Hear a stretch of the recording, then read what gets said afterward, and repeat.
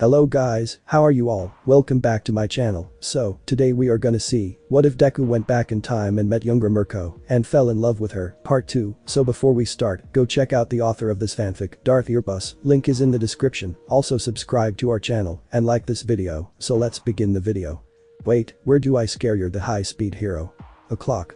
Izuku gasped, and the grizzled man turned to him in shock. Otherwise known in China as hyper-quadfixed. Wait, but then why are you? The dark-haired hero's eyes fell into shadows. You don't have a quirk anymore, do you all for one? The last part was to himself, an accidental thought given a voice it was never meant to have. A stray idea never meant for anyone else to hear. But the vigilante had. The air froze between them. Knuckle moved and Izuku leapt backwards, away from the man's heavy strike and towards the other end of the roof, just to put some distance between them. How do you know that name, boy? He asked, threats of blood hanging in his eyes, as Deku backpedaled, unsure of how to respond. How could he respond? How could he deal with this obvious suspicion and bloodlust, so that he wouldn't get into a fight with a man who just offered potential information on time-based quirk users? He didn't even think about what to say, he just spoke. Twisted the truth on instinct. I've had experiences with him in the past. I wouldn't be alive if not for All Might. Deku stuttered, hands up, as he took a step away from the firm-jawed man. He's not someone I like to remember. Knuckle Duster narrowed his eyes, inspecting him for the slightest whiff of a lie, before turning and reaching into one of his pockets. Tossing a business card over his shoulder Westerderguntia shop he didn't look back as he walked towards the fire escape, whose iron rails peaked above the side of the roof. Be there in 2 days, 5 p.m. I have someone who might be able to help you find the info you're looking for, and that's where we'll meet you. Ask for the special with extra Shen Jasmine. Then he was gone. You're distracted, Deku. Shit. Roomi's wrapped hand struck him in the gut as she hooked her leg around his heel and pushed, trying to trip him up. The black-haired hero rolled backwards in retreat, flipping from his shoulders to his feet as he bent backwards, slipping beneath a brutal roundhouse kick and lashing out with a sidekick to make space. Both fighters retreating for a moment, Izuku quelled the instinctual urge to draw on one for all and stared down his opponent cautiously. I was thinking about Knuckle Duster. Figured. Oh, she's pissed. They moved. Meeting in the middle with twin high sidekicks before devolving into high-speed sparring. Both of their fighting styles centered around legs, so it was definitely odd to watch for most people, but impressive nonetheless. The members of the gym, whether they be regulars or newbies, always tended to stop and stare as the duo got into it with each other, entranced by the strong fluid movements that had obviously been honed through hours of practice and sparring. And that second one was important. Izuku and Roomi sparred with each other, or anyone else who was willing to step into the ring with them, daily. As much as practicing one's form was important, true power and skill in a fight came with experience. The ancient warrior Bruce Lee once said, "It's not the man who practices 1,000 kicks once that I fear, but the man who has practiced a single kick 1,000 times." What he failed to mention is that said man, if all he's ever done is practice, is a sharpened blade being wielded by a useless swordsman. Strength comes from experience, and the power someone can gain through even one real fight is exponentially greater than what one gains through even 1,000 hours of practice. And so every day, after Roomi got done with school, the two of them would meet at the little mixed martial arts gym to sharpen their skills, break down their bodies, and push each other past their current limits. They didn't use quirks, or Izuku didn't, because they weren't allowed, which put Fake Pro at a disadvantage to the mutant type whose legs were naturally stronger than his. However, he quickly learned that the added strain from training without a quirk meant that when he did use one for all to enhance his body, what was once difficult and rough became smoother, and what was easy became incredibly precise, and, when used correctly, devastating. Leaping into the air, Roomi lashed out with 4 high-speed kicks from above, forcing Izuku to block as she propelled off of him and hit the ground, still light on her feet, as she moved in for another attack. Damn it. She was aggressive, but Deku had dealt with Kaken all these years, and he wasn't about to be taken out just because his opponent had a strong forward momentum. He just had to fight her the same way he fought his blonde-haired friend, don't think so much, and rely on his pure battle instinct. Roomi engaged with a high roundhouse to his face, and Izuku dropped. Bracing himself with one arm and one foot, he rotated to the side and kicked upwards, catching his partner in the chin and sending her flying, dazed. For a split moment, while she was still in the air, Izuku used all the strength he could muster to twist his body, set himself firmly against the ground, and launch himself towards his opponent. It was a familiar scene to Midoriya, who remembered his fight with Kachen and Ground Beta ending in a very similar way. Izuku could almost see the rabbit girl's mental curse as he appeared above her, gritty smile painted across his features. Roomi threw up a guard in an attempt to block his heavy downward kick, which struck her forearms and smashed her into the floor, knocking the wind out of her and probably ending the match. Probably. Panting, as he stood with his guard up for a moment just to see if she was going to get up and keep going, Izuku felt his legs shaking from the strain of even holding a basic stance. The white-haired hero groaned, waving at him with a single floppy arm from where she lay on the ground, panting in little strained laughs as she gave him the silent "I'm done." Izuku dropped his guard and wobbled over to where she lay, before collapsing next to her. Rolling onto his back, he bit down the bile which bubbled in his throat. "Ugh, I feel like I'm going to throw up." "That was great," she panted, draping her hand near him in a pitiful attempt at a fist bump. "Good job." Izuku tiredly flopped an arm at her. "You too. Y'all are fucking crazy, brats, anyone ever tell you that?" One of the regulars stood just outside the ring. His name was Western and hard to say, so Izuku couldn't remember it. "Y'all take it to the next level." Izuku heard the man chuckling as he walked off, everyone who'd been watching the two's bout going back to what they were doing as the black-haired teen sat up. Pushing himself onto his wobbly legs, he stretched out a hand to Roomi, who took it and pulled her upwards. Setting his arms over his head, the young man caught his breath. "You're getting faster and stronger. Couple weeks ago and you never would have been able to pull that move off without your quirk." Roomi gave a nod of respect, a large smile on her face. "It was awesome." Izuku chuffed. "Me? That mid-air barrage was incredible and you still landed so lightly." The boy had to slow himself down, lest he lose his breath again, "and you capitalized on my distraction immediately. Everything almost ended right then and there." Her smile softened. "What can I say?" She shrugged, hands in the air, as she moved off the ring, the black-haired hero trailing behind her, as they wobbled awkwardly in that leg day kinda wobble towards the water fountain and their shared gym bag. Ducking down to get a drink, as Roomi threw on her baggy old sweatshirt, the same one he'd seen her in that first day they'd met, and the news which ran on the old TV in the corner echoed something about a terrible trio, Izuku drew up his courage and confronted the situation he knew had come to a head and was leaving the air between them charged and silent. "I have to go," he said, slow and soft and nervous. The rabbit-eared teen tensed up, her shoulders squaring, as she turned to face him, meeting his gaze with a calm ferocity. "I think this is a bad idea." "Roomi? Deku, this is a bad idea. It's all kinds of shady," she began, getting closer to him as her face drew itself into sharp, serious lines. "He's a vigilante. I'm technically a vigilante. You're different." She hissed, stuffing her wraps in the bag and zipping it. "He beats people half to death for fun. I've seen his victims. Villains or not, and a lot of the time it's the not, he doesn't have a single ounce of mercy in his body. We have no idea where he came from and no reason to trust him, and that's ignoring whoever the fuck this contact of his is." She slung the duffel over her shoulder and began marching towards the exit. The young man sighed, jogging after her. "Roomi? I don't want to hear it. Listen, there's things I didn't tell you about Knuckle Duster. You think I don't know that? You think I'm stupid or something?" Her voice raised slightly, and Izuku caught the owner, who was sitting at the makeshift front desk of the gym, giving them the "well, I'm not getting involved in whatever that is" look, turning away with a nervous whistling tune as they passed. "I know you don't tell me everything, Deku. I even understand why, timeline bullshit and all. But that aside, he's still dangerous and this is still a bad idea." She's not wrong. I really am playing with fire here. It's during rush hour too, so I can't even go in with all my gear. But all that aside, this is my shot, Roomi. He grabbed her wrist, stopping her mid-march and causing her to freeze. "This is the first time I've found a substantial lead. Potential lead, more like it. Incredibly risky potential lead." She snarked, looking back at him with heated eyes, but not pulling away. "It's a lead, Roomi." He was basically pleading with her now. He'd go without her approval if he had to, but he really didn't want to. "Please, I've been here 2 months. Shooting about a week or two high with his number there, but it had been about 5 weeks. 2 since Akira had refused to give up any information regarding the tattoo and brand other than one little phrase. Something Izuku had picked up on from the recordings of the interrogation, and something the young hero didn't think Akira had meant to let slip. Even cut from the branch, the flower will never become a weed.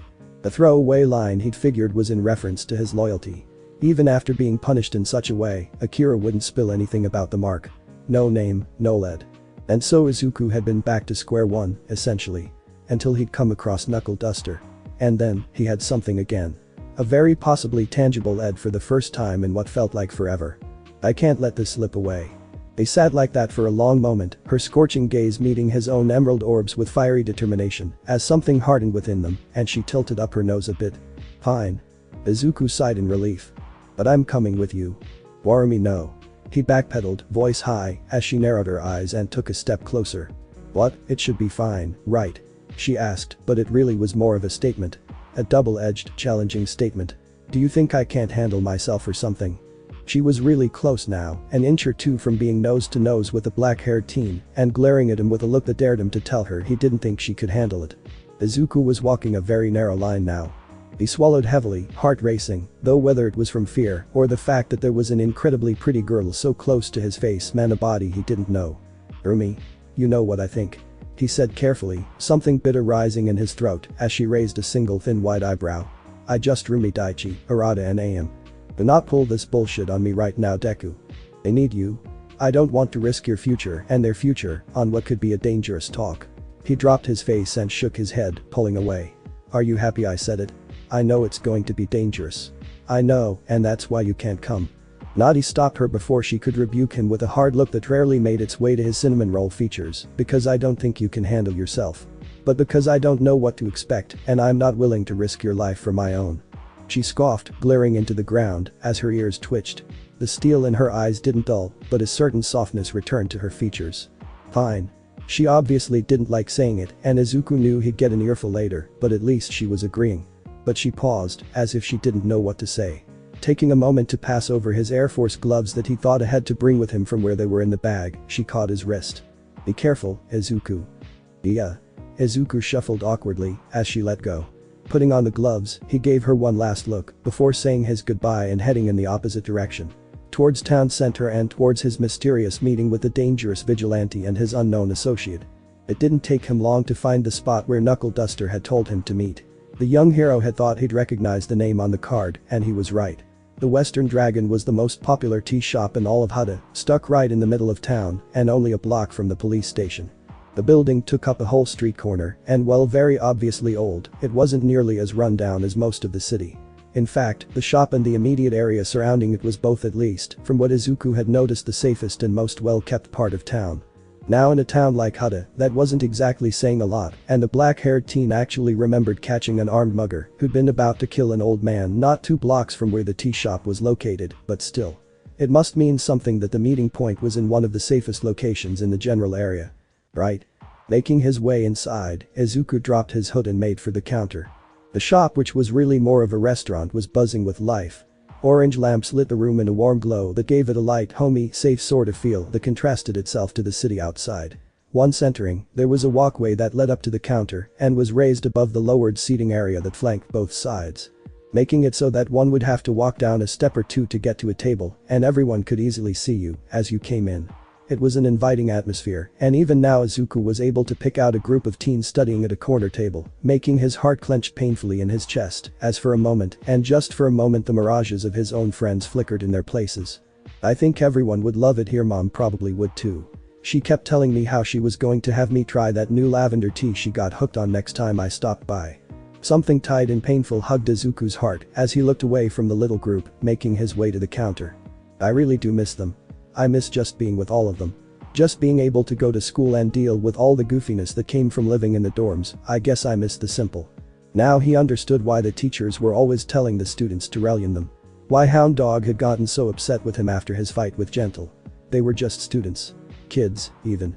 The teachers just wanted to let them hold on to that light-hearted life for as long as possible, even if the future looked so terribly bleak.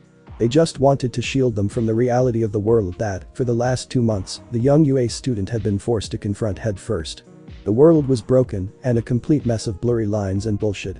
The tight feeling grew, and Izuku tried to suppress it as he approached the counter. Now's not the time for this. I'm sad, and that's alright, but now's not the time or place. Hello, Miss Izuku stuttered, smiling, as he stepped up to the counter. The woman who stood behind it gave him a food service smile, shallow and a bit tired, but filled with a real kind of desire to help that made the young man's strangled heart ease up, if only for a moment. What can I do for you, sir? Well, I was told to ask for the special. With, extra Shen Jasmine. The woman's eyes widened, and she nodded slowly. Yes, sir, right this way please. He nodded, following the woman, as she moved from behind the counter and towards the back of the restaurant. They came to a simple, swinging door which read employees only in large bolded print and passed through. Leading him down a set of stairs and through a series of hallways which became more and more ornate as they continued onward, Deku was surprised at the sheer scale of what must have been something more than the basement of a tea shop. The underground compound was well kept and was styled much like the restaurant above them, like an old Japanese complex, with sliding lattice framed doors and polished wooden flooring that made Izuku a bit self-conscious about keeping his shoes on. It was also obviously well lived in. He could vaguely hear the sound of music somewhere nearby and loud boisterous laughter from another direction. Though he and the woman passed all of this as they moved deeper and deeper into the complex, only coming to a halt as they appeared before large intricately carved wooden doors that, opposed to the rest of the building, were thick and western. Giant iron hinges kept the entryway anchored to the foundation, and a detailed carving of a flower, the same one that Izuku remembered seeing on Akira's neck, sat at the center of the massive blocks of wood. I have a bad feeling about this. He was suspicious, to say the least. Is it possible? This is it. The master will see you now. Bowing deeply, the woman turned and walked back the way she came, not even giving him a passing glance as she fled the scene with hurried steps. Swallowing, Izuku mentally prepared himself.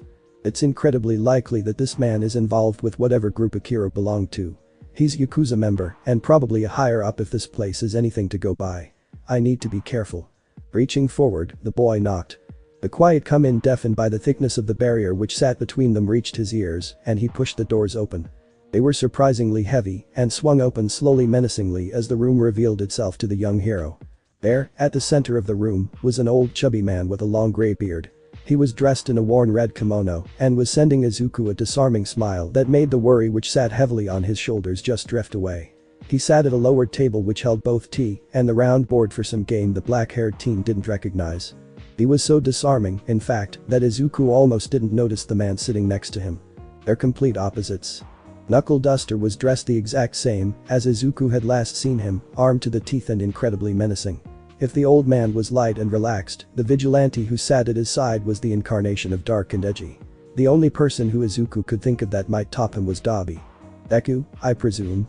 The old man smiled, nodding happily as he gestured him over. Please, come sit. And so he did. Carefully taking in the many masked guards who lined the room as he did so, however, and making silent escape plans as he shuffled towards the middle of the room. I was an idiot. If this guy is Yakuza, I shouldn't have trained with Roomi today. I wasn't taking this seriously enough, didn't think this through. I'm still tired from the gym earlier, and if it breaks out into a fight, I don't know how well I'll fare. He grimaced as he sat.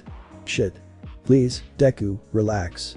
The man sighed as he poured a cup of tea for all three of them, all from the same pot, and took his cup with scarcely hidden happiness. Ah. You know, sharing tea with a fascinating stranger is one of life's delights, and sharing tea with a potential friend is even better. He motioned for Izuku to take his cup, and the young man did, cautiously sipping at the hot beverage, his eyes never leaving the man, as his heart beat like a drum in his ears. This is pretty good. It's not poisoned, if that's what you were thinking. The man looked sick for a moment. Who would ruin perfectly good tea with something like poison? He violently shook his head, as if disgusted at the thought. Terrible. Though I don't blame you for the caution. In this world of ours, there are many who wouldn't blink at turning something delicious into something terrible. Too many, I'd say. Izuku began, and the man seemed to understand his unasked question. Oh. Pardon me, young man, my years must be getting to me, where are my manners? He bowed his head a bit in hello. My name is Irachi Lu-ten. It's a pleasure to meet you, Deku. A pleasure to meet you, as well, sir. So, are we? Sorry to interrupt you, young man, but we're waiting for one more guest before we start.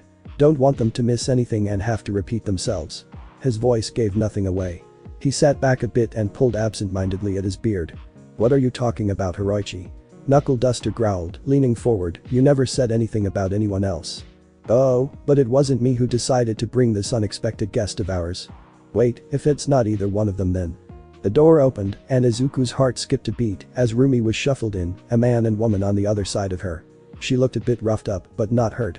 The gym bag was still hanging from her shoulder as she shrugged off the man's shove with a snarl. He was up in a flash, eyes alight with momentary panic as he moved towards her.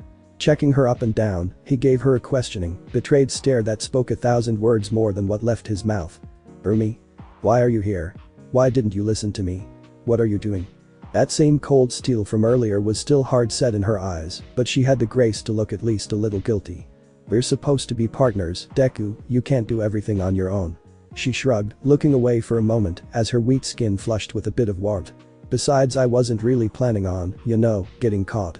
Deku, I don't think Mr. Aguro here said anything about not being allowed to bring a friend. Hiroichi calmly inquired, looking to the side cheekily as he pulled at his beard. You didn't have to have her tail you. There's an accusation there. A dangerous one that I don't quite understand, but it's there. Izuku unconsciously put himself between the man and Roomi. His tone was changing, his presence becoming far less inviting by the second. Though all the better. Let's get started, shall we? We don't really have a choice. Moving back to his seat, the two friends sat together on one side of the board, the table becoming off balance a bit because of it, as the two teens were far closer together than the two men, and thus not evenly spread out. I'm sorry for my friend's intrusion. Izuku apologized, but could we get to talking about what we came here to talk about? Hiroichi smiled sagely, something gleaming in his eyes, as Knuckle Duster scowled. Certainly, Izuku, but only if you answer me. Hiroichi's voice became sharper, fully making the transition from kind old man to dangerous opponent. Just who are you? What's he getting at? Does he know? No, he can't. It's not possible, so don't panic. Deflect, deflect, deflect. Idea. I need to reset the board here. Right now, we look childish, weak, unprepared. He, on the other hand, is in a room lined with guards and has a dangerous vigilante at his side. Also probably a decent fighter himself. Memories of the power of the 8 precepts of death filled Izuku's head, and he felt his mind's eyes trail over all the masked figures which lined the room. The fear, however, helped to chill his blood, sharpening him and focusing his mind on the task at hand. There's a disparity here that needs to be filled, and quickly. I need to reset the situation and make sure he at least thinks that we're on an even playing field. So this is my best bet. I don't think it's in my best interest to be giving out personal information to villains, sir. Izuku shot his shot, filling the word with as much poison as he could muster, and looking for a reaction from the man or anyone else in the room. They took the bait. Hiroichi's face twisted like he'd tasted something sour, and one of the guards who stood off to the side bearing on his face the mask of a boar growled, clenching his fists and taking a step towards Izuku and Roomi. You bastard. He shouted, his violent intention obvious. He didn't make it more than a step. One for all erupted, emerald sparks dancing around the black-haired teen as his eyes became venomous. Viridian orbs shining with a clear warning as the weight of the young hero's power filled the room, choking its inhabitants with its sheer presence and drowning them in the resolve which backed it. The lightning which roared from his body screeched in otherworldly tones and brought a certain feeling of authority down upon them. One for all was the crystallization of power itself, and it showed. Speaking clearly to all who were exposed to its might. Don't mess with me. Izuku felt Roomi tense at his side, but he didn't let up. Both of them were too tired to fight their way out of this situation if it came down to it, so he had to rely on the one thing he knew would get them out of there alive, should things turn bad. A rule of thumb that the Yakuza followed to the T. Mutual respect. An unspoken don't mess with me, and I won't with you. A deal. Now take it. Hiroichi held up a hand, and Izuku let his power reside. Aizen. Though his voice was even and light, it was deadly serious. The man who'd stepped forward, Aizen, straightened. He and everyone else in the room had been frozen stiff at Deku's show of power, but their master's words seemed to wake them from the trance. Yes, sir. If you, or anyone else in this room, speak out of turn, or do not show our guests the respect they are owed again, you will be excommunicated. Am I clear? A resounding yes, sir, from all those who stood around the perimeter of the room. And Deku. Izuku met the man's gaze and held back his flinch with the iron grip of a man who understood that this was a life-or-death struggle. Hiroichi's golden eyes, which were less the ghostly, unnatural ones of Kronos and more like looking into the sun itself, were burning. I'd ask that you not threaten my men and women or call us villains again. It's quite rude, you know. I know. Yakuza hate being called villains. I know, which is why I did it. However, I can't tell them that. Forgive me, sir, but I don't follow. You're an organized crime. He was sweating a bit, he could feel the beads dripping down his neck, but he couldn't let any of them know he was. We have morals. He couldn't help himself. Tell that to the little girl I once rescued from Yakuza hands. Only 6 years old and tortured brutally to the edge of death daily for her blood. Only to be healed to repeat the process the next day. All so that they could make some drugs. He hissed, a very real sliver of malice slipping through that probably helped his cause. He really didn't trust Yakuza, really didn't like them, especially not the Shuhei, and right now, it showed and was helping his case. Hiroichi seemed genuinely put off. Looking to the side, Izuku caught a fox-masked man from the perimeter and gave the old master a nod. He looked sick or furious, or maybe both. That is alarming. And I promise you I will be talking with other organizations about such actions, however, that is not why you are here, is it? He seemed to be telling the truth, was acting more professional and less antagonistic, but still sharp all the same. He was moving toward something. Besides, it's not like you can call us villains, Izuku, considering you yourself are technically a vigilante. He's called me by my real name twice now, and this isn't good. Though, I suppose a ghost would be a better term. Hiroichi brought his cup of tea to his lips, a thoughtful look plastered across his features. What do you mean? Ghost. Don't be ridiculous. Roomi laughed awkwardly, and Izuku almost facepalmed. Almost. I can see him right here. He doesn't seem dead to me. Not a literal ghost, little one. I mean a metaphorical ghost. The man met the black-haired teen's gaze. No birth certificate, no high school diploma, certainly no provisional license, and no real records whatsoever. It's like you just popped up one day. The old man set his cup down. Poof, there you are. The golden-eyed man cracked his neck and knuckle duster shifted. And then you go and mention all for one, and well, I can't just ignore that. Before, you were something, perhaps that I was willing to ignore. Now however, I cannot. He rested his hands in his kimono, and Izuku flinched for real this time. He could sense his rabbit-eared companion's confusion and hesitance from where she sat at his side. Even though she had no idea who he was, the mere mention of all for one, the way Hiroichi had said it, had her entire body tensing. She unconsciously shifted closer to her friend in her anxiety. So, you now have an option. Answer my questions, or change it with a fight. As powerful as you are, I cannot allow you to leave if you are a servant of that man. Cold rage burst in Izuku's chest. One for All seemed to be reacting at the mere thought of serving All for One, violently shifting from where it sat in his heart and roaring outwards in thunderous outrage. How many wielders had died fighting that man?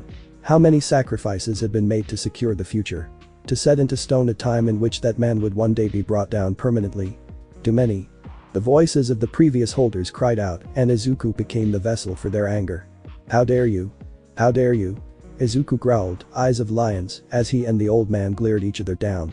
The memory of All Might's last stand and his vision of the first confrontation danced in front of his eyelids. I would never work for him. The black-haired teen spat, pushing as much resolve into his voice as he could. Hiroichi obviously didn't believe him though, and Deku felt backed into a corner. Shinso? He snapped, and Izuku felt a bit of confusion wash over him. Shinso? The man in a weasel mask stepped forward. He was obviously older than the boy Izuku knew from general studies, but even with the mask, the spiky purple hair was a dead giveaway to a blood bond of some kind. A father, or uncle perhaps. If that was the case, then maybe their quirks functioned similarly. He didn't know, but he knew at least to be careful. Izuku, tell me, why don't you have any documentation?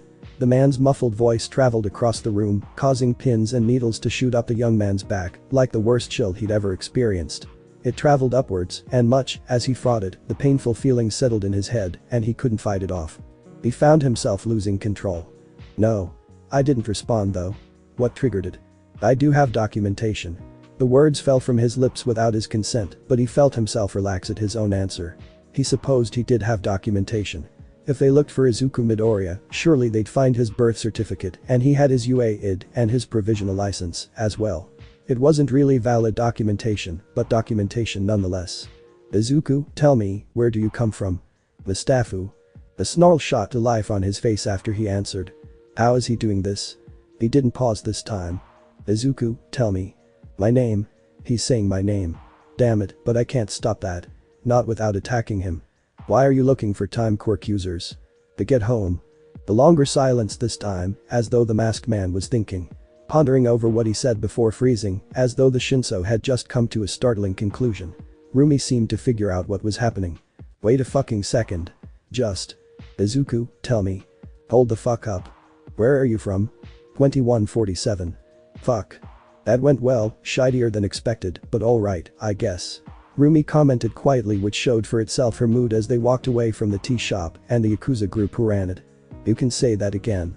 Deku mopped, and the young woman seemed to flinch a bit. Something guilty played across her face, and spoke again. Listen, I'm sorry for stalking you, that is. Or really for getting caught.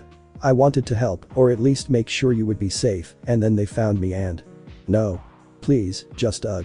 The black-haired hero groaned. They had me pinned before I even walked in there, thinking I was working for him. He shook his head. The second piece was more for himself, though he didn't doubt his companion picked it up with that stellar hearing of hers. He should really learn to put a cap on his muttering. It was causing him real problems. They were probably going to find out anyway. That weasel-masked guy's quirk made sure of it. Having you next to me just meant I was more careful about not getting into a fight. He shrugged. So instead of them finding out while I was trying to fight my way out, they found out while we were just kinda sitting there. You just played the unintentional peacemaker." Izuku scratched the back of his neck with an awkward smile, because it was true. Roomi being there meant he didn't risk just taking the brainwashing or not brainwashing. According to the man, his quirk was intelligence Yakuza member out before he could spill his secrets. He couldn't act rashly with his friend sitting next to him, and he wouldn't risk her life, not even for the secret that could end his, so he hadn't. Honestly, he was in a much better situation now because of it. He wasn't blatant enemies with a large Yakuza group who apparently owned more than half of Hada. He was business partners with them. "I apologize for our invasion of your privacy, but if you know that man, then you know why we had to make sure you weren't working for him. If even subconsciously." Hiroichi bowed his head in a sincere apology, and Izuku nodded. He was pissed but, well. He understood. Also, subconscious confession. Cool quirk. "However, now that I better understand your situation, I think we might be able to come to a," he stopped, raising the recently refilled cup of tea to his lips, mutually beneficial agreement. The Hoiteiratsu. A large, but mostly non-militant Yakuza group whose illegal activities deal mostly in the falsification of government documents and smuggling. They're a vast, but shallow and mostly pacifist organization, and have very few heavy hitters like Chisaki did with the 8 precepts. Which led to their agreement. They falsify all the documents I'm supposed to have, meaning I can move a bit more freely than before so long as no one looks too close. Those things still won't hold up under any real scrutiny from someone who knows what they're doing, and keep an eye out for powerful time quirk users that might help me get home. And all I have to do is play watchdog over their territory." He felt like a mutt on a leash, but he couldn't quite seem to shut up the logical voice in his head that told him he really wasn't doing anything different than before. The only real difference was that he would be getting additional information on villains from the Hoiteiratsu. The fact that he was, technically, working with Yakuza made his stomach roll, though. It's not a great situation, but it's honestly my best bet right now. The Yakuza have always kept track of time quirks, and I still have my out. If they step over any lines, I'm done. He'd tear them apart if they broke the deal, but he couldn't really doubt them, because well, they were sitting in the comfortable moral gray area for Izuku. Maybe it was a little bit of base on his part, but one of their main markets was the quirkless population. Birth certificates, high school diplomas, driver's licenses. Hiroichi shrugged. "We sell them all for a cheap price, and many of our establishments are staffed entirely by quirkless individuals."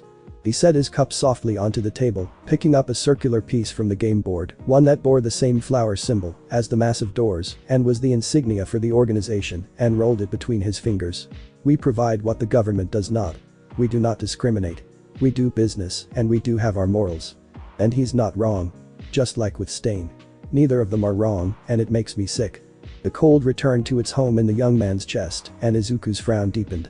"Well, that aside." Roomi fell into step beside him, stretching her arms above her head as she let out a massive yawn. "I have a question for you. Who or what is all for?" "Me?" A high-pitched voice squealed from down the road, startling Izuku as his white-haired companion slouched and her fiery red eyes dimming, like a little bit of her spirit had just up and died. "Oh no. Roomi. I know you hear me." The voice was closer now, and, as he turned to face the noise, the black-haired teen could make out 2 girls barreling towards them from down the street. Well, actually, that wasn't quite right. One girl was charging their way, and the other was chasing after the first girl. "Fucking prepare yourself, Deku, this might get rough." Roomi spoke, as though they were entering a war zone, and it only served to make Izuku more confused than he already was. "What? They arrived. AHA. I knew it." The first girl, whose pumpkin orange hair was cut short and fell only a little ways past her ears, yelled, pointing a finger accusingly at. "Huh? Me?" Izuku blinked once, then twice, and then pointed at himself. "Me? Yes you."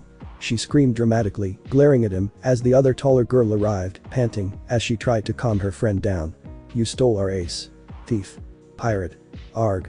Arg." The hero squeaked, a little spooked at the out-of-control girl. She got up realkless, glared, and twisted her face up like she smelled something awful. "Erg. My soul has left my body. Back off, would you Tori?" He heard Roomi use the angry, but not really angry voice as he tried and failed to reel in his lost soul and get himself functioning properly again.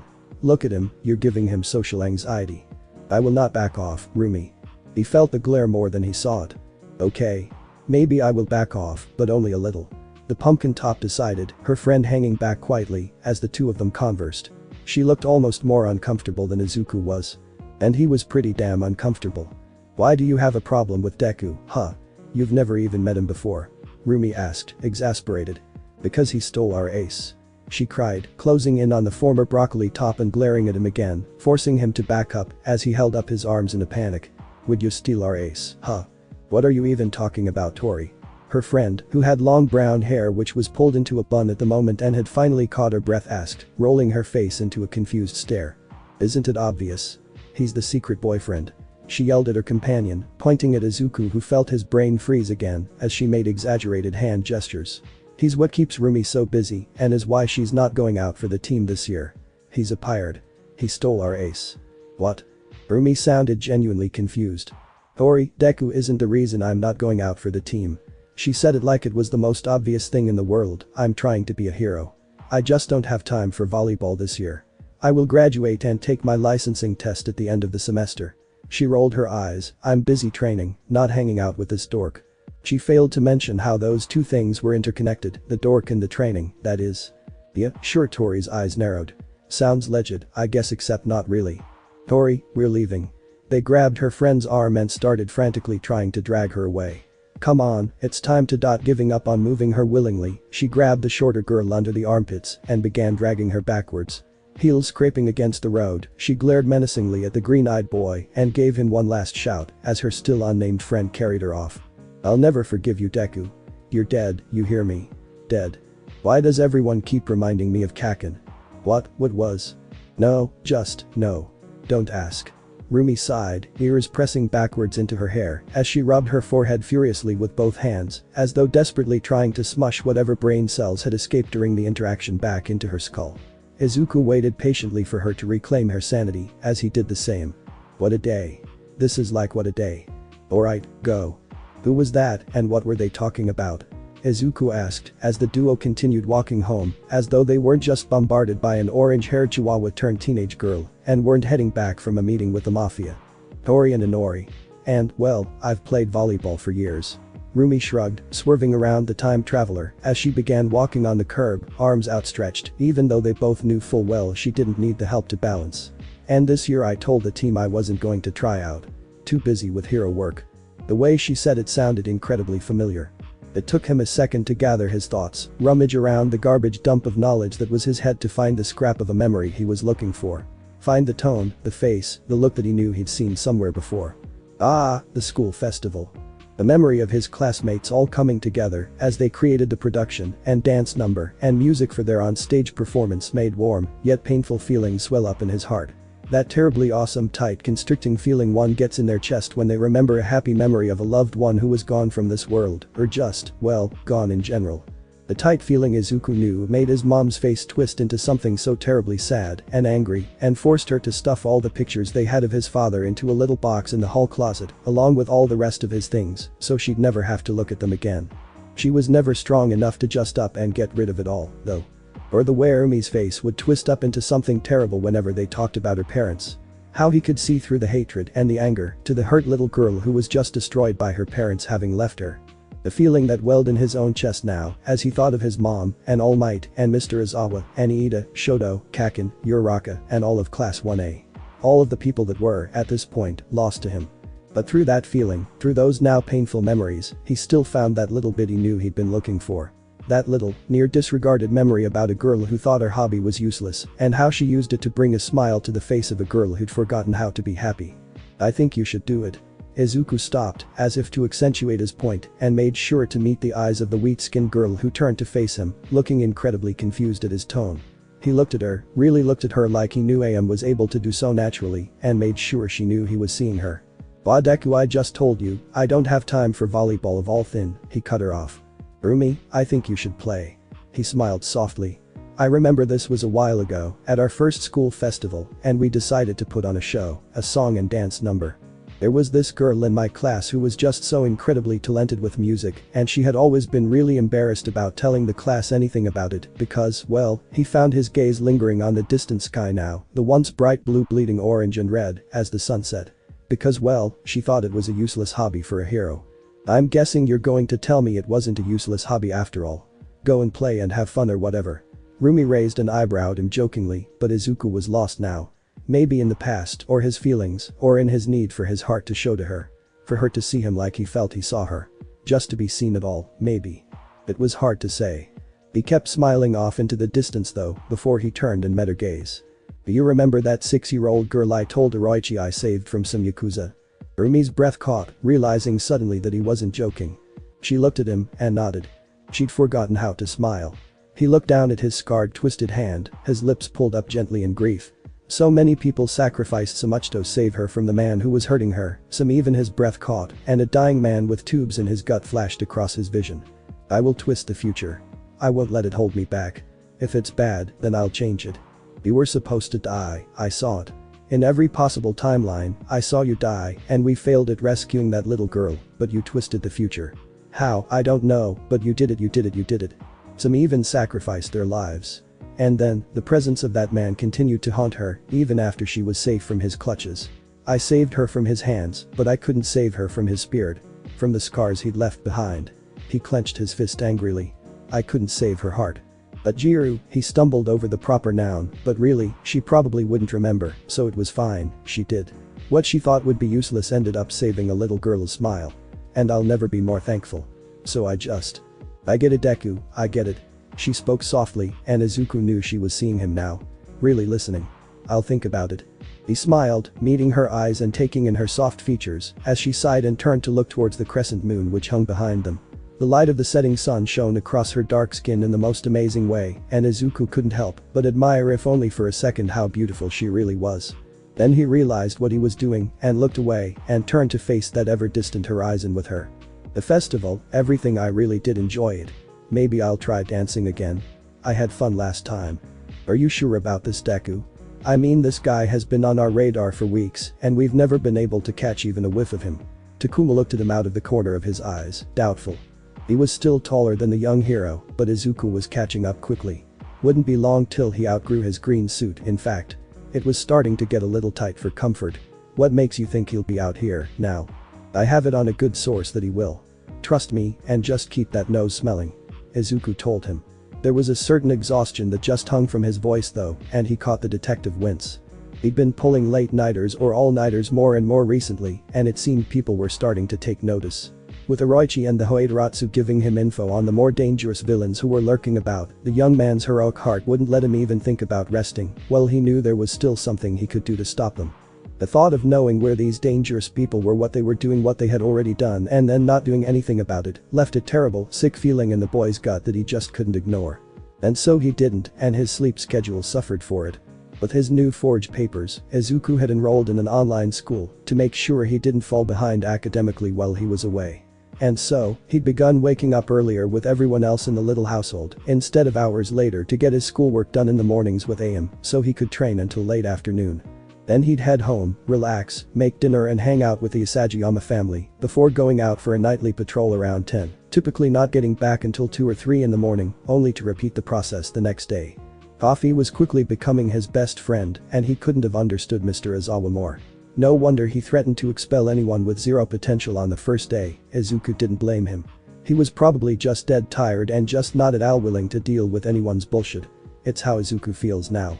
The boy's eye bags had eye bags, and if ever Shoto were to see him like this, the black-haired teen figured Todoroki would probably think he'd missed the mark on which teacher he was the secret love child of. BFFT. Laughing internally, Izuku shut off the inner dialogue and focused himself on the task at hand. Yaga Kai. Quirk. Jaguar. Essentially a bigger, scarier Hannibal Lecter version of Daichi. He's wanted for a variety of murders and assaults, and most disgusting of all, cannibalism. Scanning the shadows which hung like phantoms around the seemingly abandoned street, Izuku felt the hair on the back of his neck rise at the thought.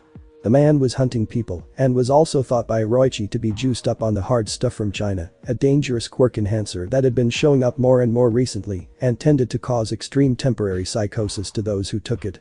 The man may have been the head of a huge smuggling ring, but Oroichi was just as against the dangerous imported drugs as Izuku and the Hero Association.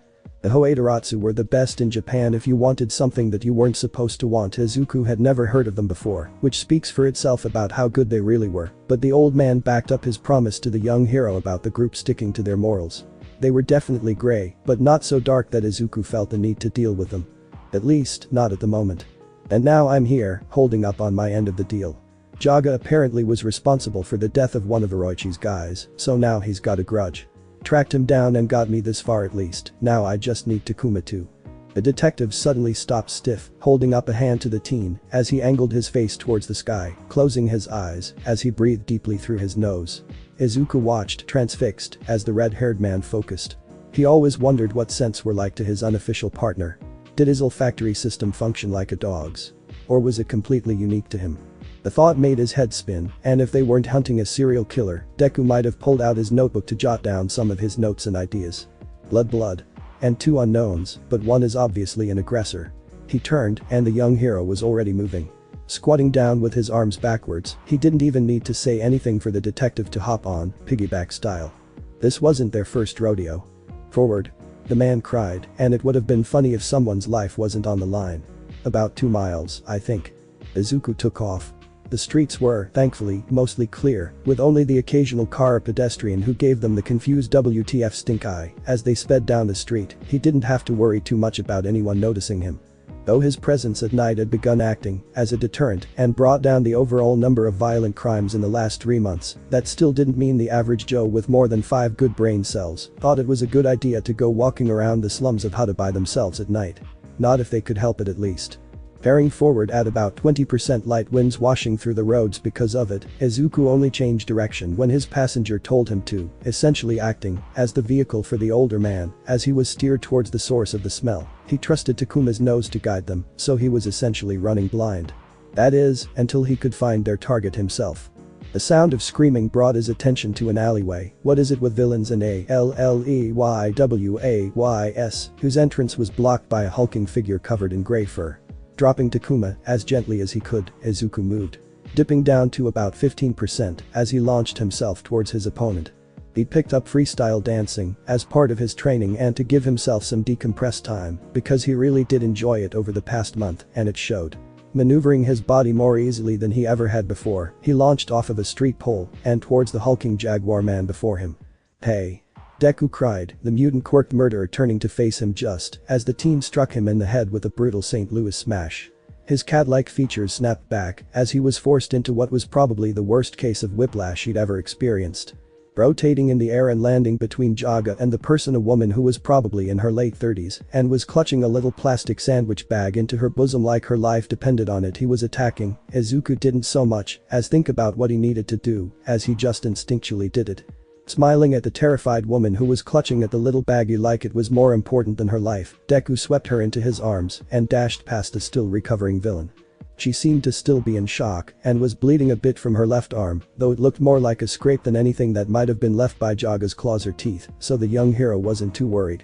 Setting her beside the detective, who had drawn his firearm and was standing across the street, he gave a simple nod to his red-haired partner who returned the gesture and returned to the fight. Having recovered enough to become aware that his prey had been snatched from him, Jaga was growling in a feral rage as Izuku approached. Fucking pest rodents. That was my meal, you can't just steal it from me.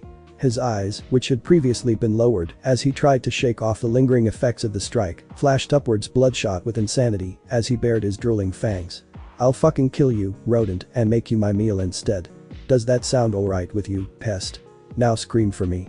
The man moved with a great speed that didn't fit his monster size, claws flashing outwards as he took a swipe at Izuku's throat.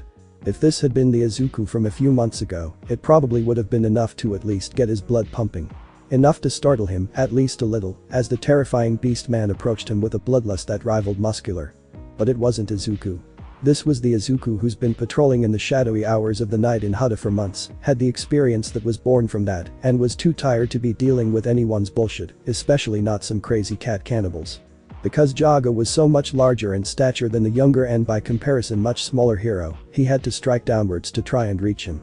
This meant it was a lot easier for the black-haired teen to just jump upwards, eyes flashing, as he landed on the man's huge furry arm and gave him a smile that was some monstrous fusion between All Might and Izawa.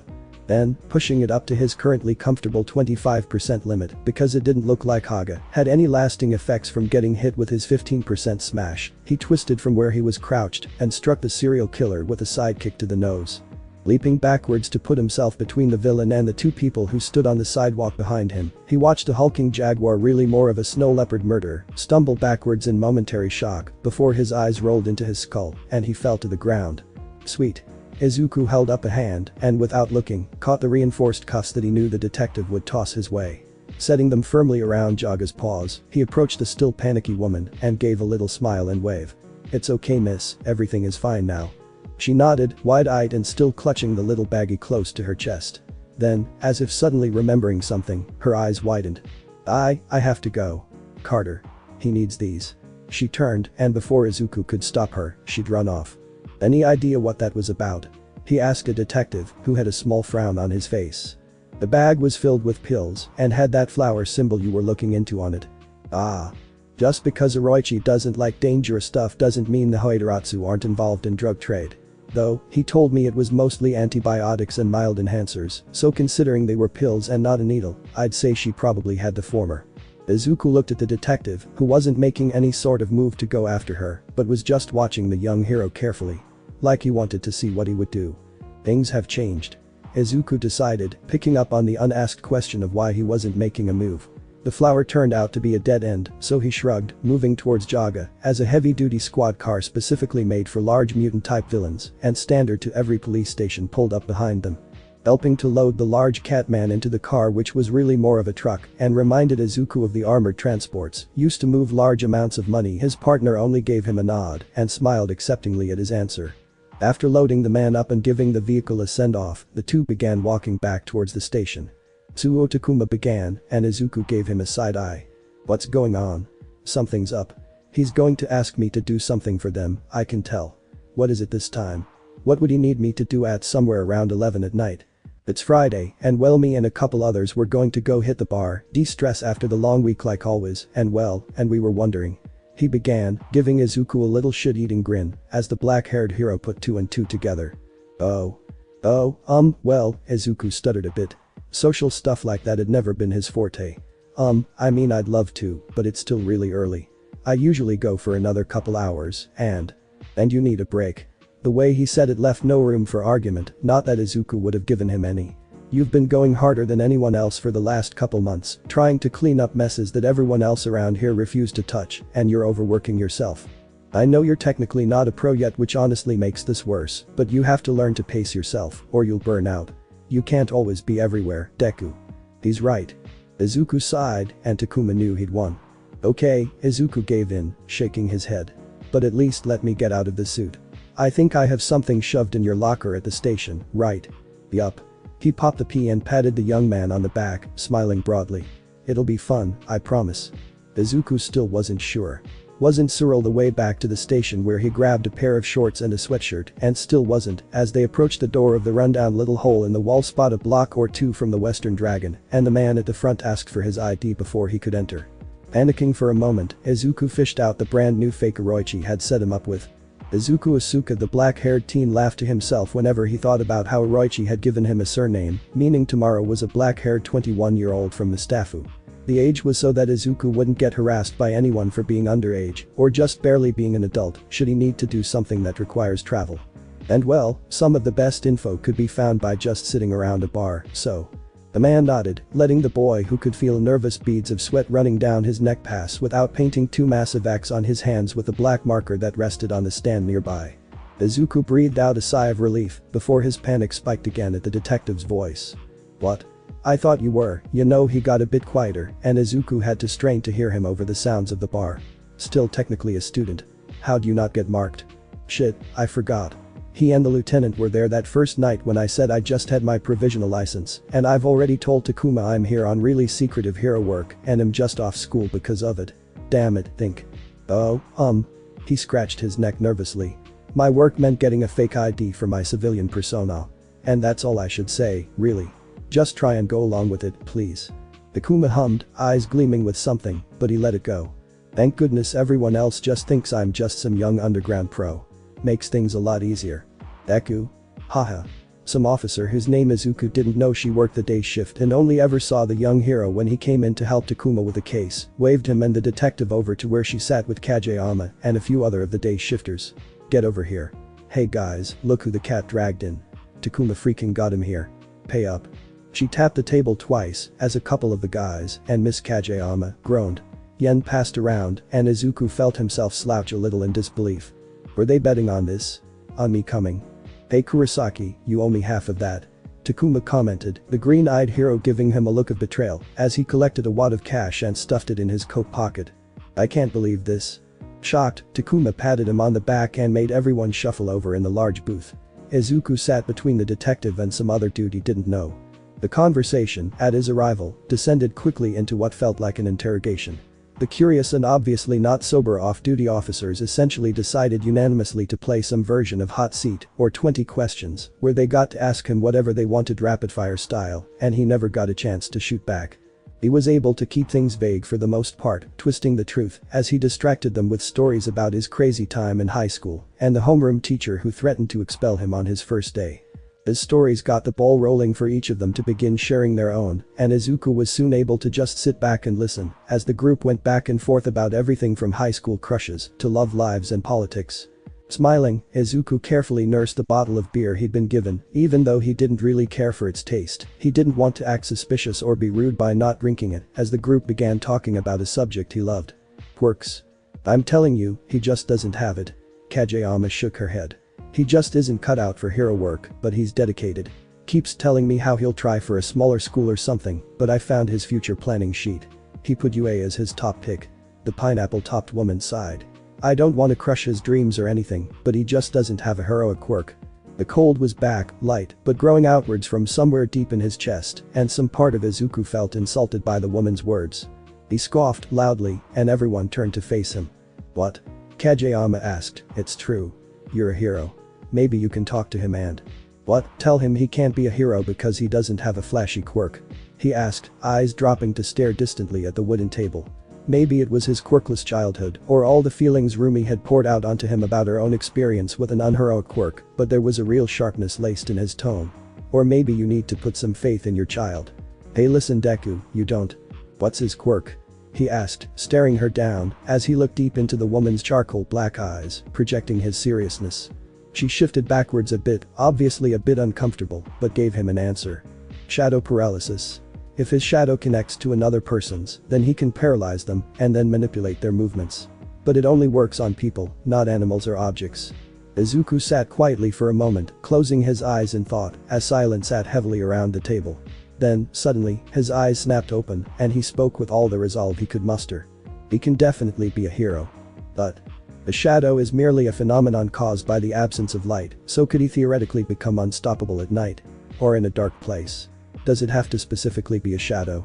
If so, is that even a real barrier or a mental one put in place by the user himself? Does he have any physical limitation besides the length of his own shadow? Like, a certain distance that it works? For example, if his shadow could, theoretically, stretch to the other side of Tokyo, would he still be able to paralyze someone? And what about linking his shadow to another, larger shadow? Would that then function as an extension of his own? Izuku cocked his head, all those around him feeling their eyes widen in shock as he began rambling out ideas and potential uses. What about a sensory function?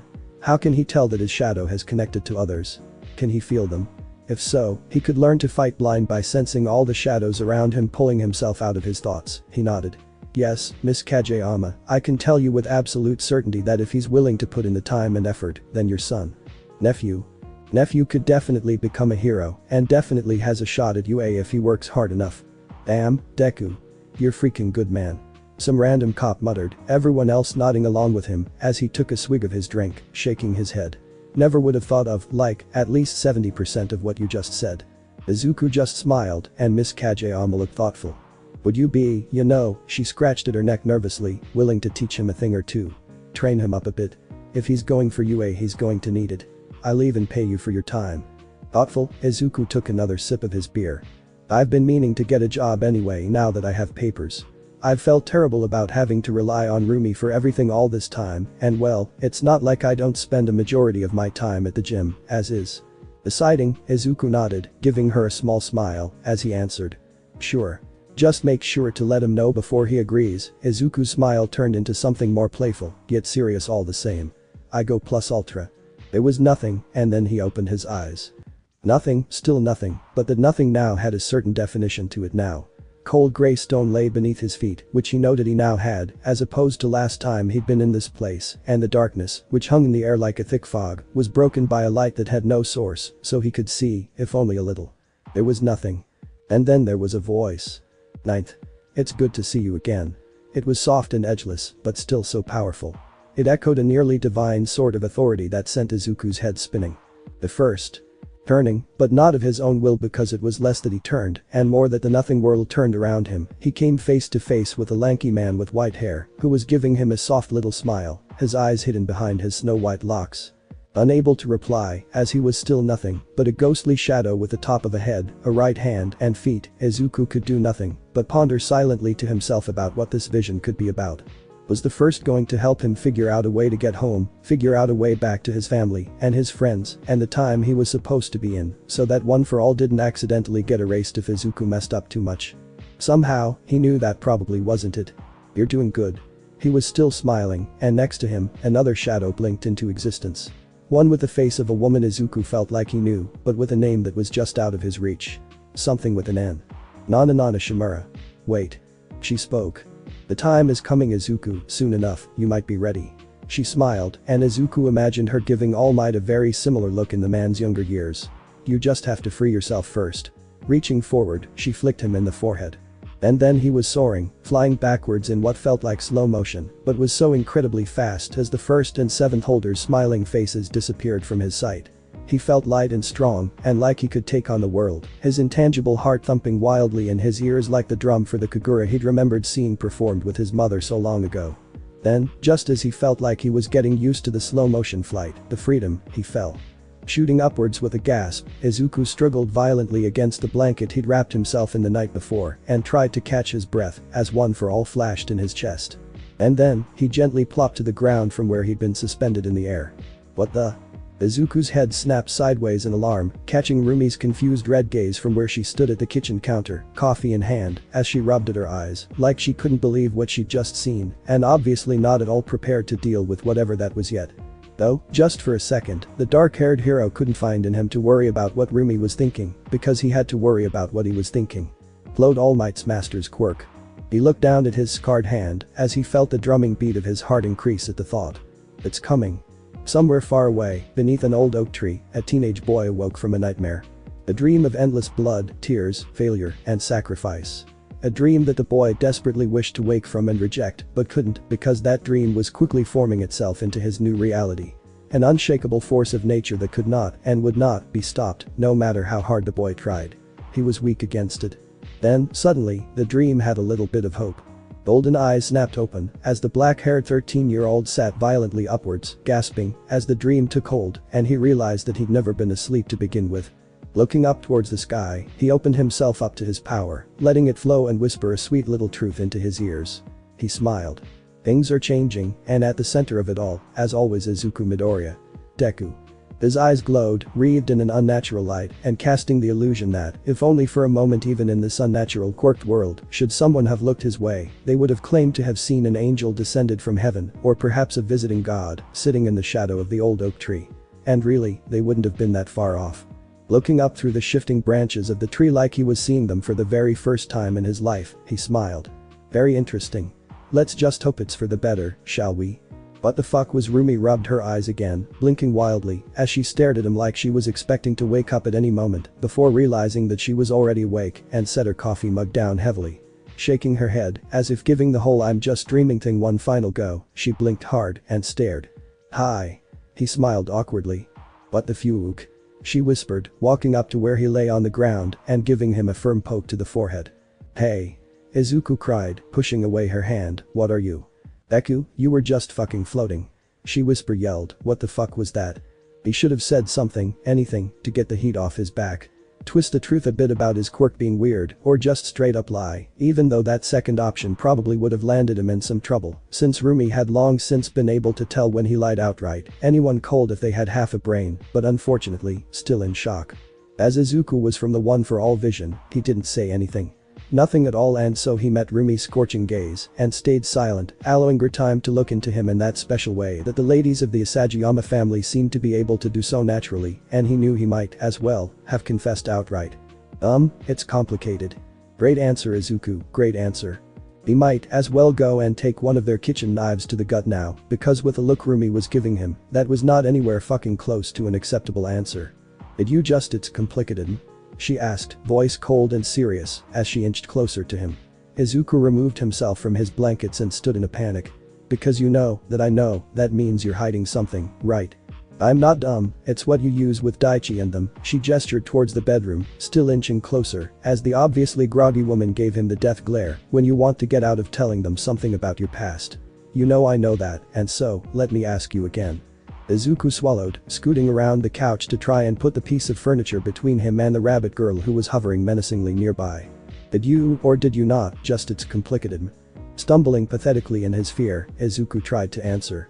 I mean, well, it really is complicated, and so you admit your guilt then? Her voice was sharp and final, and from the still steaming cup of coffee that sat in the corner of Izuku's vision, he could tell she hadn't even had her coffee yet, which was bad. It meant she was as dangerous as normal. He'd long since learned that none of the Asagiyamas were morning people, though Daichi lurked around at night sometimes, which Izuku had found out when coming home late one night to the boy drinking milk straight from the gallon in the shadows of the kitchen, almost giving him a heart attack, Roomi being the foremost. Roomi, I would love to talk to you about this, but please. You were floating Deku, how does that make any fucking sense at all? It doesn't. Then you can see why I'm curious, no. Though now, honestly, I'm a bit more peeved about you trying to it's complicated me. She narrowed her eyes, and Izuku at least had the wisdom to start running. They didn't make it far. Get back here, Deku.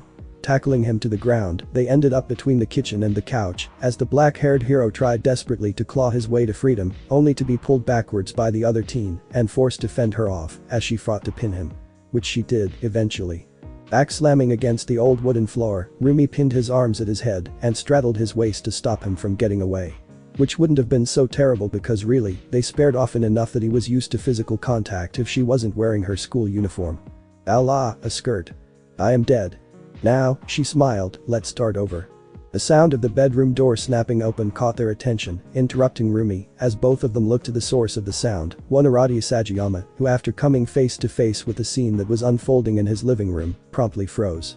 They all just sat there for a moment, nobody saying anything, and Izuku could only imagine that the rabbit-eared child was blinking slowly beneath his bangs, as his still barely functioning, sleep-filled brain tried to process what was going on.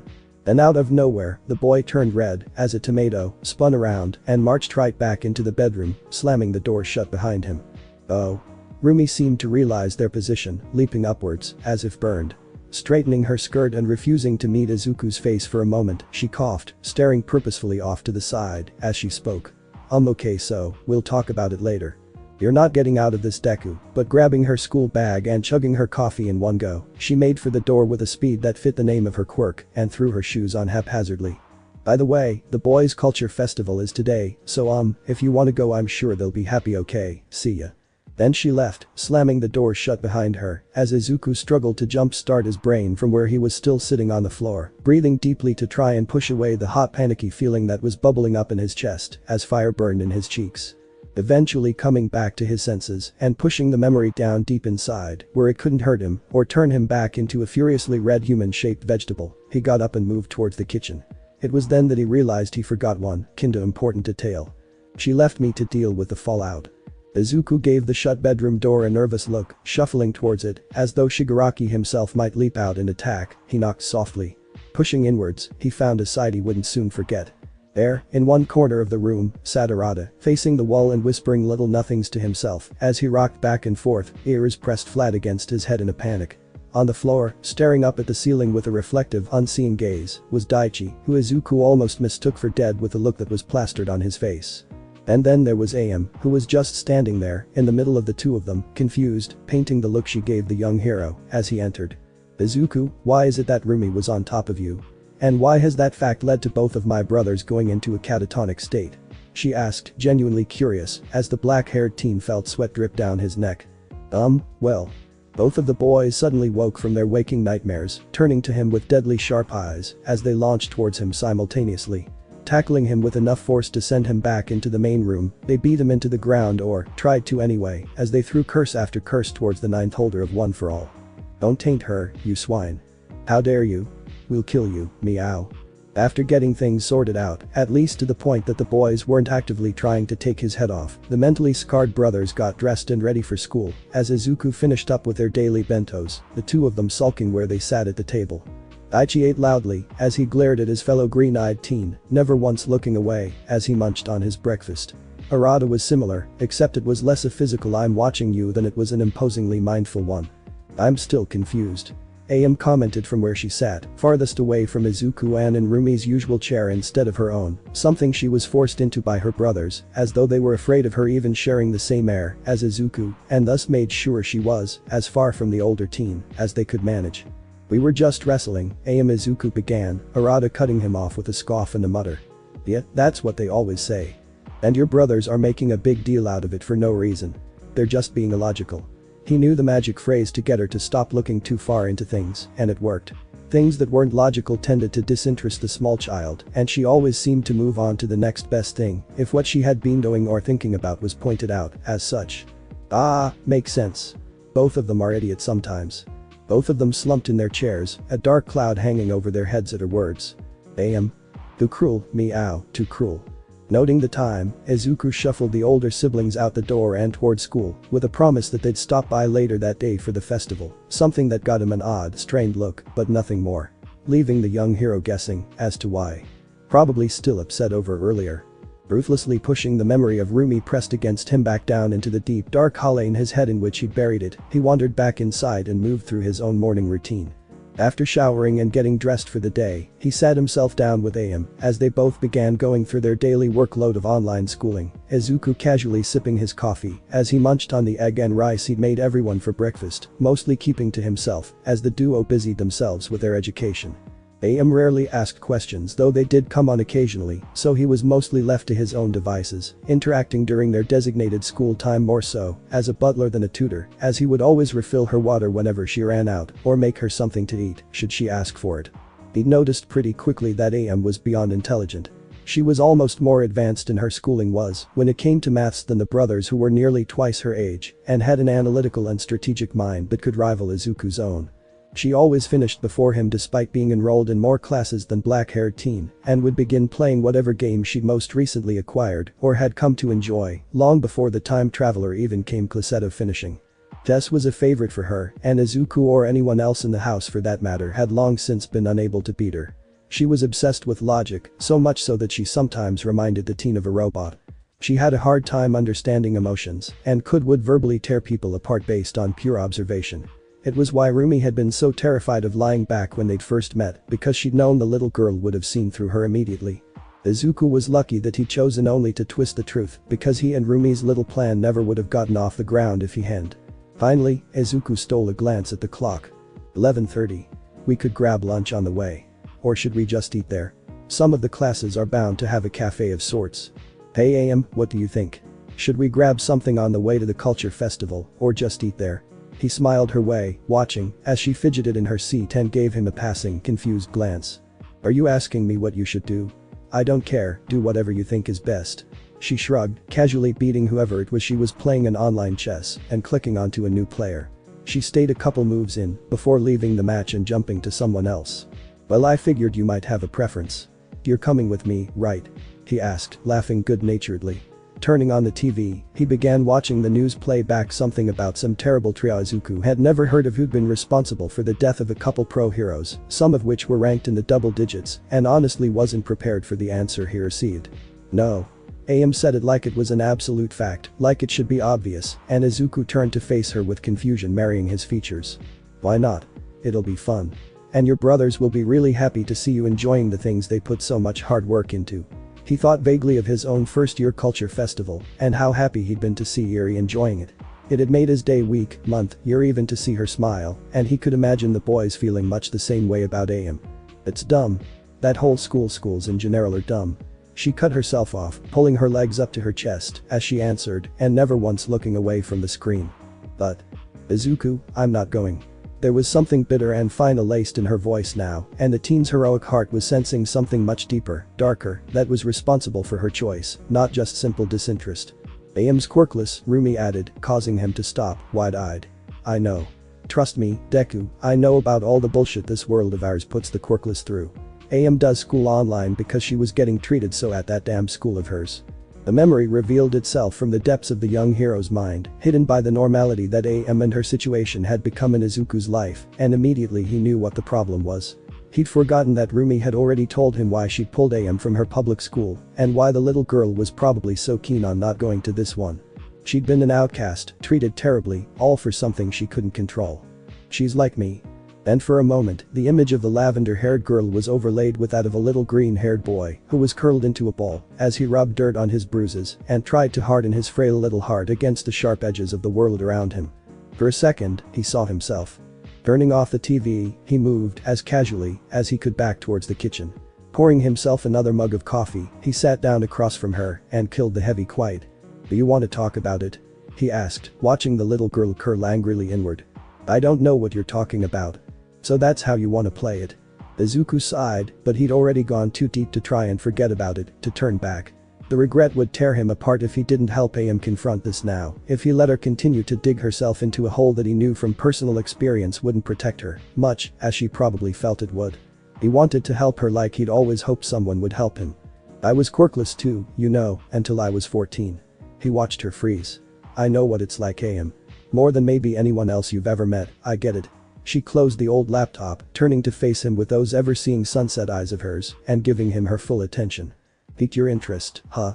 That's why I was called Deku, AM. My best friend at the time gave me the name when he found out I was quirkless and it kinda just stuck. Everyone figured without a quirk, I was just a waste of space." He drank slowly, watching her process. "And I wanted to be a hero." He laughed then and couldn't help it. Imagining all those people who'd looked down on him, who told him to give up and that he'd never amount to anything, much less become a hero. If only they could see him now, if only they knew. He didn't care what they thought of him anymore, long since overcome that struggle with himself, and also understood that should they find out and treat him any better now that he did have a quirk, it would only prove to the young hero how shallow they really were.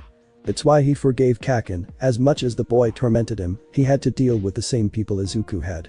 The only difference was that the poison they'd used on his blonde friend had been concealed in friendly faces and fake smiles instead of being brought out into the open through blatant hatred. For Izuku, it was obvious disgust and torment. For Kaken, it was smiles that hid daggers and a shallowness that the explosion user knew he couldn't trust, which led to the development of his pure self-reliance ideology. You can't trust anyone else, only yourself, so become strong enough to beat everything, deal with everything, overcome everything, all on your own. You're useless if you can't. It was an ideology that Izuku knew he himself had followed, if only not to the extreme that Kaken had. They were both victims of the world in which they lived. One crushed by prejudice and the other by the weight of societal expectations. Everyone hates me for it, too. I was treated terribly, to say the least.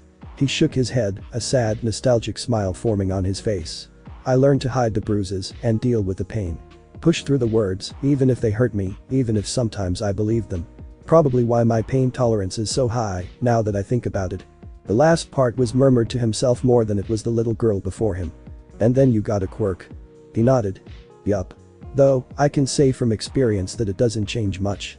Like, it didn't change who I was at all." So he shrugged, and the girl seemed to be processing something. Something that sat just below the surface. It didn't come out, tucked away for a later date perhaps, but she did speak. "I never understood it. I still don't." She glared at the table. "Quirks, I mean. What's the big deal? I remember someone from my old class being able to make his nose grow longer when he lied. How is that useful at all? How does that make him better than me? I still don't get it." She blinked, and a real deep-seated confusion and frustration bubbled up in her voice. "I was smarter than everyone there, by a long shot. Even the teachers knew it. I was a genius, but I didn't have a quirk, so no one liked me. I was nothing to them, as Arrow. I just..." Tears bubbled in her eyes, and she rubbed at her nose, sniffing loudly as they angrily began streaming down her face. "It's so familiar. It's like looking in an old mirror. I tried to fake it.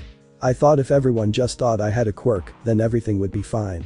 My friends would stop being mean, and the teachers would stop looking at me weird, and she began sobbing now, large hiccups that had Izuku moving across the table and sweeping the lavender-haired child into his arms as she dug her face into his shoulder. "It's all so irrational.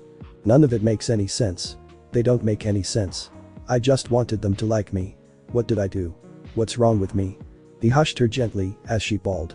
Nothing is wrong with you, AM. You're the smartest little girl, heck, probably one of the smartest people I've ever met, period. Sitting down, he plopped her on his lap so she could more comfortably cling to him as they spoke. Hot tears stained his shirt, and Izuku couldn't have been happier. She was letting it out, she was talking about it. Just like he never had. "You are so loved. by Roomi and your brothers, and by me too. You're like the little sister I never knew I wanted. But now that I have you, I wouldn't give you up for the world." He swayed gently as they descended into silence. "You're not broken. You're not wrong. You're enough, AM.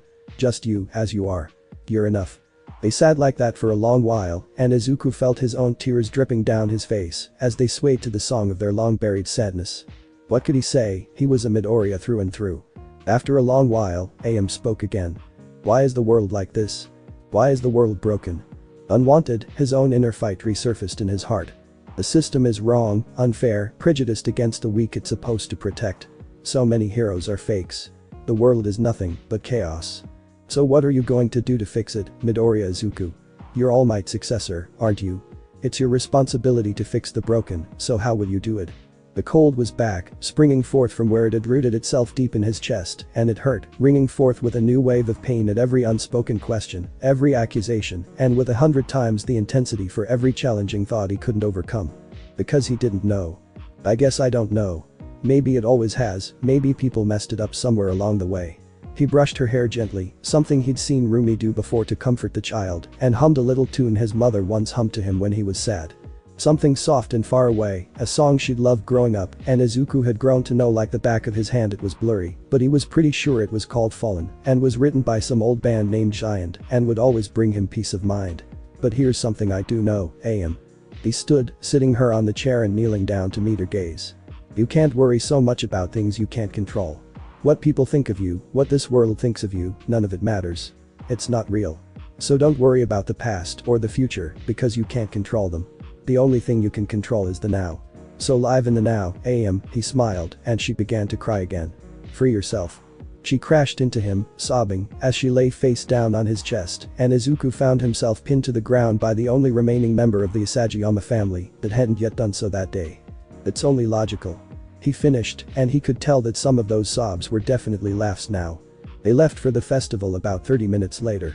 After getting the child into something other than her PJs, a surprisingly difficult feat, and into a little blue dress he'd never seen her wear before, though to be fair, both the Isagayama ladies tended to be pants people, they headed out. He knew where the school Babausa Public Middle, to be precise, was simply from the familiarity he'd gained with the area through his patrols, and so he didn't feel the need to take a map or directions as the duo began their casual stroll towards the festival. Izuku was definitely happy for his choice to grab a pair of pants from the local thrift shop last time he and Roomi had visited, though, as the breeze that washed down the road was chilled with the breath of fall and promised colder and colder days as they pushed on towards the winter months. "Izuku, I have a question," AM asked, breaking the silence for the first time since the pair had left the apartment. "About what we were talking about earlier." The young hero smiled gently. "What is it? How do you have a quirk?" The question, coming out of left field for the young hero, made his heart jump into his throat. "What? Where is this coming from? What do you mean, AM?" he asked as they came to a stop at a street corner. The little girl turned to face him fully as Izuku began to feel a cold, nervous sweat drip down the back of his neck. "Before, you said you were quirkless until you were 14. That was the full truth." Her sunset eyes burned into him. "For a while now, I'd been thrown off because you're really good about telling half-truths, and I couldn't tell the difference between one or the other. Mostly because you tell half so often that I'd come to believe that what I perceived as a half-truth might just be your expression of full truth. However, after today, I know for certain that you really have been telling half-truths. Because your quirklessness was a full truth." The light flickered to walk, but the two stayed rooted in place. One anchored by a heavy predatory curiosity, and the other by the panicked screams of his blood in his ears. "Well, because I was quirkless, and then out of nowhere I manifested a quirk at 14, it was. Half-truth. I have it down now, I can tell the difference. It makes me curious, because I know from my own research that no one in this current era can manifest a quirk past the age of 5. It's been proven as a medical fact, so why and how did you suddenly get a quirk?" Her questions and accusations were sharpened like a blade, piercing Izuku's chest as he felt fear scorch his heart. "Well, from what I could tell, it only manifested after my body could handle it. It's a really strong power-up quirk, so. A half-truth and a lie. About your quirk being power-up based." She was searching for him now, digging through his heart, looking for an answer. Her sunset eyes met his own emerald pools with an overwhelming confidence that Izuku knew he couldn't beat. AM didn't just think she was right, she knew she was, and it terrified him. Vaguely, he remembered a conversation he'd had with Roomi in those first few nights of his stay. How she had told him that a curious AM was a dangerous AM and that once something had piqued her interest, nothing would stop her pursuit of an answer. I can't lie and I can't twist the truth. Which means, all there's left to do now. The dark-haired hero sighed heavily, slouching, as he shook his head, muttering something about troublesome super-intelligent children. The road sign flashed to walk again, and he motioned for them to move. Why it's complicated. And I was asked by someone very important to me to keep how I got it a secret. It's dangerous, AM. She was quiet for a moment before she spoke again. Quieter and satisfied, having found an answer. Someone gave it to you. He nodded. It's a power stockpiling quirk that can be passed on from one person to another. I'm the 9th holder, and this power's legacy reaches back to the dawn of quirks. In fact, it was one of the first. He met her eyes as they walked, ever aware to make sure there was no one around who could hear them, and keeping his voice low. As of now, I could count the number of people who know about the truth of this power on one hand, and that's taking you into consideration. He stopped now, kneeling down to meet her at eye level, pleading. She looked a bit taken back. This is a dangerous secret. If people know, it puts them and the people around them in danger. It's why I don't tell anyone, but now that you know, I need to be sure that you understand how important it is that you don't tell anyone. He was looking into her now, and he could see the understanding blossoming in her heart. Not even Roomi, or Daichi, or Arata. She didn't phrase it like a question, but Izuku nodded anyway. Not even them. The less people know, the safer they are. Okay. She sounded confident now. The same kind of confidence that had been so terrifying to Izuku only a few minutes earlier, now set his heart at ease. If it's dangerous to know, then it's only logical that less people know. Exactly. He smiled, and they began walking once again, the school building almost in sight now. I have one question though. Yes. What's its name? The name of your quirk. Her voice was filled more with wonder than anything, like she was imagining what heaven was like, or thinking about something mystical and legendary. Which, Izuku supposed, Ofa was. He hesitated for a moment, but well, in for a penny. I guess we are quirkless buddies, so it's one for all. The building was buzzing with people, families and friends flowing in and out by the dozens in a way that Izuku had never seen before in Hutta, though the large crowds had AM fidgeting closer to him as they moved through the hordes. She grabbed nervously at his sleeve as they searched for her brothers, but she looked like she was having a good time overall, so Izuku couldn't keep himself from smiling gently. It reminded him of how Eri had been with Mirko all that time ago when she'd been allowed out of the hospital for the chance to see his performance. Soon enough, some familiar rabbit ears came into view, and Izuku called out to the youngest son of the Isagayama family. Arata. Hey Arata. Over here. He waved his arm animatedly as the boy turned to face them, eyes widening as he caught sight of the lavender-haired girl at his side. Moving towards them, he ignored Izuku in favor of his sister. Sister complex. AM. You're here. His smile was so bright, Izuku almost felt the need to look away. That's awesome. He grabbed her hands and spun around with her in a circle, as though they were dancing, and the dark-haired hero couldn't keep the joy in his chest from blooming. Red-faced and embarrassed, she latched onto her brother as they began touring the halls, Arata giving them the lowdown on everything that was going on. There's a full-blown cafe in a small gym, and just about every club has something going on, just take a stroll down the main hall. Big gym is where the stage is though. That's where Daichi is now, probably. He shrugged as they passed by the chess club, something flashing in AM's eyes that reminded Izuku uncomfortably of her older sister. As AM casually destroyed every one of the club's members in less than 20 minutes, the two boys talked about the rest of the festival. I was rented out to help with everyone's signs and stuff, so now that I'm done, I'm free to do whatever. Arata shrugged, and Izuku nodded. Daichi's play will be going on soon though, and I was planning on going to see it if I could. Sounds great. Izuku smiled. We didn't come with any sort of plan, so that sounds amazing. And so, after AM finished up with the chess club who were left in a pool of their own tears, as they writhed on the ground from the pain of getting beat by a 7-year-old child, the trio made their way to the large gym. The building was obviously well worn, and, as Izuku walked the halls, he was reminded vaguely of his own time in middle school. While Mustafu General Middle hadn't been the peak of education by any means, it obviously received a great deal more funding than Babausa, whose walls were made of a run-down red brick that was literally crumpling, and whose floors were beyond ancient. Izuku wouldn't have been surprised if the place hadn't seen a renovation since the first was alive. Making their way into the large room and picking out some seats near the front of the stage, the little group sat and waited for the play to begin, AM puppy-eyeing Izuku until he agreed to give Arata some money to grab a bag of Doritos from the vending machine so she could munch happily as they waited. Then, the lights dimmed, the crowd quieted, and the play began. A girl in a dark cloak making her way out onto the stage as she set the scene. A long time ago, in a world far, far away, there was a magical land known as Mouse. And it was a land filled with magic. A fog machine began humming, white mist rolling in from the sides of the stage, and peace. But then, the humans of the land began tampering with what was called dark magic, a terrible, twisted form of the mystic arts that stole the life force and power of magic creatures so the user could use it for themselves. Outraged, the dragons united the races of Mouse and pushed out the humans to the western portion of the continent where the land was barren of magic. A fitting punishment in their eyes.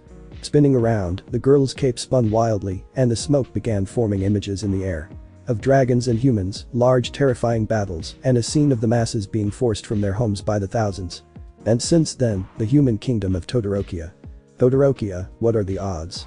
Has been at peace with its magical neighbors. Though, with the succession of the throne being passed to the youngest son, dark things are stirring in the country and peace isn't yet assured. And thus, the play began.